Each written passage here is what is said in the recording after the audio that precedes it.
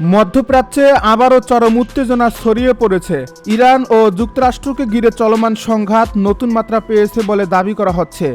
ইরানের রাষ্ট্রীয় গণমাধ্যমে প্রকাশিত প্রতিবেদনে বলা হয়েছে, কুয়েতে অবস্থিত যুক্তরাষ্ট্রের গুরুত্বপূর্ণ সামরিক স্থাপনাকে লক্ষ্য করে ড্রোন ও ক্রুজ ক্ষেপণাস্ত্র ব্যবহার করে অভিযান চালানো হয়েছে। যদিও এসব দাবির স্বাধীনভাবে সত্যতা যাচাই করা সম্ভব হয়নি এবং যুক্তরাষ্ট্রের প্রতিরক্ষা দপ্তর পেন্টাগনও এ বিষয়ে আনুষ্ঠানিকভাবে কোনো নিশ্চিত তথ্য প্রকাশ করেনি। তবুও এই দাবিগুলো প্রকাশের পর থেকেই গোটা উপসাগরীয় অঞ্চলের নিরাপত্তা পরিস্থিতি নিয়ে নতুন করে উদ্বেগ তৈরি হয়েছে। এই প্রতিবেদনগুলোতে দাবি করা হয়, কুয়েতের আলী আল সালেম বিমান ঘাঁটিকে লক্ষ্য করে হামলা চালানো হয়েছে।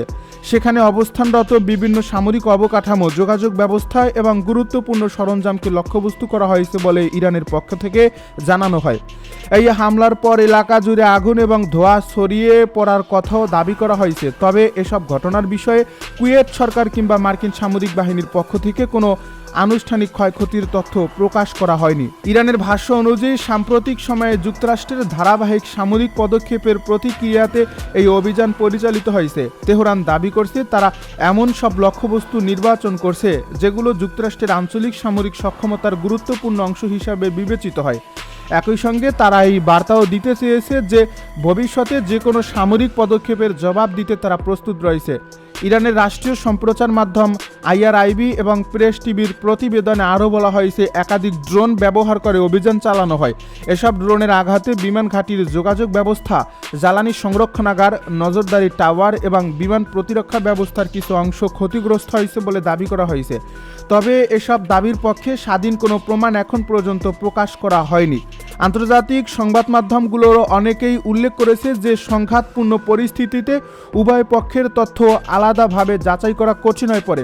শুধু স্থলভিত্তিক লক্ষ্যবস্তু নয়, ইরান আরও দাবি করেছে যে উপসাগরীয় জলসীমায় অবস্থানরত একটি মার্কিন সামরিক নৌযানকেও লক্ষ্য করে ক্রুজ ক্ষেপণাস্ত্র নিক্ষেপ করা হয়েছে।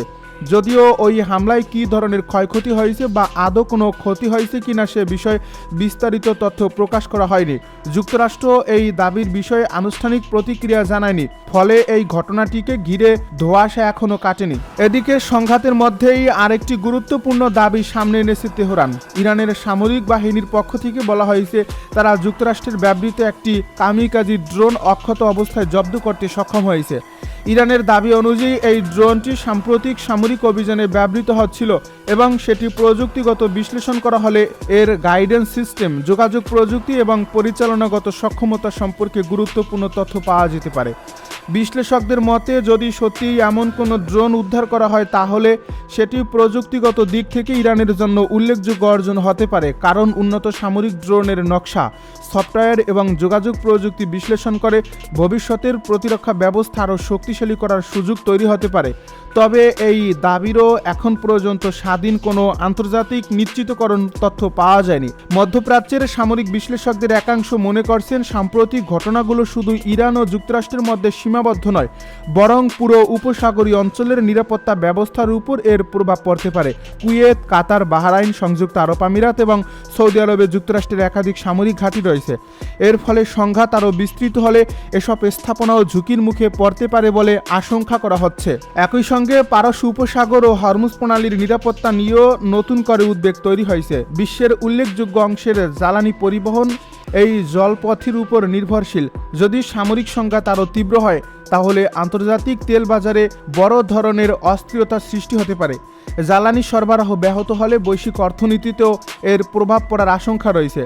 বিশেষজ্ঞদের মতে, বর্তমান পরিস্থিতিতে ভুল বোঝাবুঝি কিংবা সীমিত আকারের কোনো সামরিক অভিযানও বড় ধরনের আঞ্চলিক সংঘাতে রূপ নিতে পারে। তাই কূটনৈতিক উদ্যোগ জোরদার করার উপর গুরুত্ব আরোপ করা হচ্ছে। জাতিসংঘ সহ বিভিন্ন আন্তর্জাতিক সংস্থা পরিস্থিতি নিবিড়ভাবে পর্যবেক্ষণ করছে বলে জানা গেছে।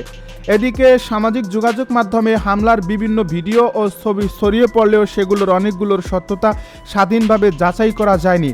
যুদ্ধ কিংবা সংঘাতের সময় পুরনো ভিডিও নতুন ঘটনার সঙ্গে যুক্ত করে প্রচারের ঘটনাও অতীতে বহুবার দেখা গেছে। তাই আন্তর্জাতিক বিশ্লেষকেরা যাচাই ছাড়া কোনো তথ্যকে নিশ্চিত হিসাবে গ্রহণ করার পরামর্শ দিচ্ছেন না। যুক্তরাষ্ট্র এখন পর্যন্ত আনুষ্ঠানিকভাবে হামলার দাবি স্বীকার না করলেও অঞ্চল জুড়ে তাদের সামরিক সতর্কতা বৃদ্ধি করা হয়েছে বলে বিভিন্ন আন্তর্জাতিক সূত্রে ইঙ্গিত পাওয়া যাচ্ছে। অপরদিকে ইরান তাদের প্রতিরক্ষা বাহিনীকে সর্বোচ্চ প্রস্তুত অবস্থায় থাকার নির্দেশ দিয়েছে বলে দেশটির গণমাধ্যমে প্রচার করা হয়েছে। এর ফলে দুই পক্ষের মধ্যে উত্তেজনা দ্রুত প্রশমিত হওয়ার পর কোনো লক্ষণ আপাতত দেখা যাচ্ছে না। তবে এসব তথ্যের সত্যতা স্বাধীন কোনো আন্তর্জাতিক সংস্থা বা নিরপেক্ষ সূত্র থেকে নিশ্চিত করা যায়নি। শুধু বাহরাইনই নয়, ইরান আরও দাবি করেছে যে কুয়েতে অবস্থিত যুক্তরাষ্ট্রের আলী আল সালেম এবং আহমেদ আল জাবের বিমান ঘাঁটিটিকেই লক্ষ্য করে পৃথক হামলা চালানো হয়েছে। তেহরানের বক্তব্য অনুযায়ী এসব অভিযানে মার্কিন প্রতিরক্ষা ব্যবস্থা, ক্ষেপণাস্ত্র প্রতিরোধ অবকাঠামো এবং সামরিক বাংকারকে লক্ষ্যবস্তু করা হয়।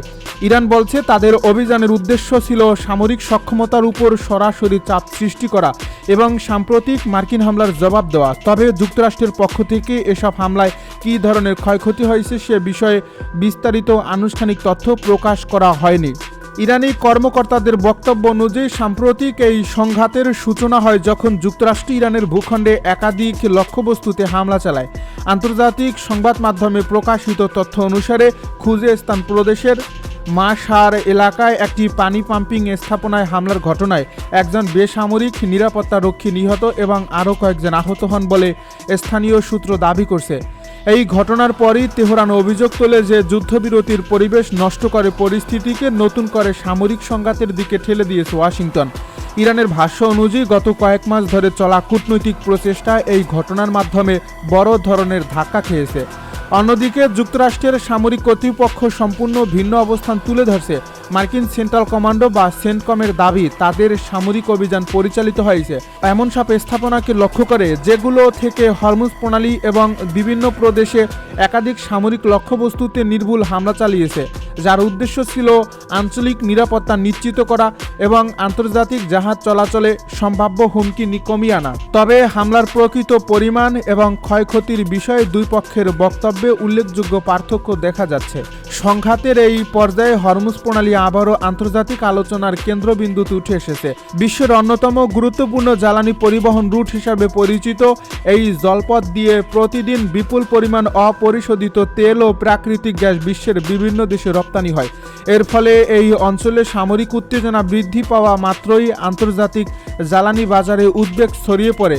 বিশ্লেষকদের মতে যদি সংঘাত আরও বিস্তৃত হয় এবং হরমুজ প্রণালীতে জাহাজ চলাচল ব্যাহত হয় তাহলে বিশ্ববাজারে তেলের দাম দ্রুত বেড়ে যেতে পারে এবং বৈশ্বিক সরবরাহ ব্যবস্থাও বড় ধরনের চাপে পড়বে। নিরাপত্তা বিশ্লেষকদের একটি অংশ মনে করছেন বর্তমান পরিস্থিতি শুধু যুক্তরাষ্ট্র ও ইরানের দ্বিপক্ষীয় সংঘাতের মধ্যে সীমাবদ্ধ নেই। বাহরাইন, কুয়েত, কাতার, জর্ডান ও ওমান সহ উপসাগরীয় অঞ্চলে মার্কিন সামরিক উপস্থিতির কারণে এই উত্তেজনা সহজেই বৃহত্তর আঞ্চলিক সংকটে রূপ নিতে পারে। বিশেষ করে একের পর এক পাল্টা হামলার দাবি এবং সামরিক শক্তি প্রদর্শনের কারণে ভুল হিসাব বা অনাকাঙ্ক্ষিত কোনো ঘটনার ঝুঁকিও বাড়ছে। কূটনৈতিক অঙ্গনেও পরিস্থিতি খুব একটা আশাব্যঞ্জক নয়। বিভিন্ন আন্তর্জাতিক মহল উভয় পক্ষকে সংযম প্রদর্শনের আহ্বান জানালেও এখন পর্যন্ত উত্তেজনা কমার স্পষ্ট কোনো লক্ষণ দেখা যাচ্ছে না।